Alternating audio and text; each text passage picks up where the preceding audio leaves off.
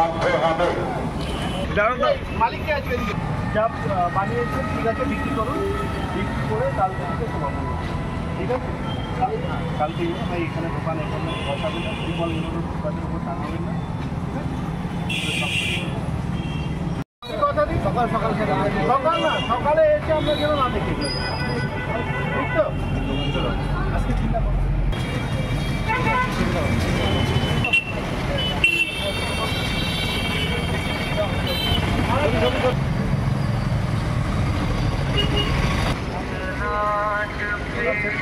আলিপুরদুয়ার পৌরসভা ও আলিপুরদুয়ার সাধারণ প্রশাসনের পক্ষ থেকে এক জরুরি ঘোষণা। শহরের রাস্তার ফুটপাত যারা অবৈধভাবে দখল করে রেখেছেন তাদের অবিলম্বে ফুটপাত দখল মুক্ত করতে বলা।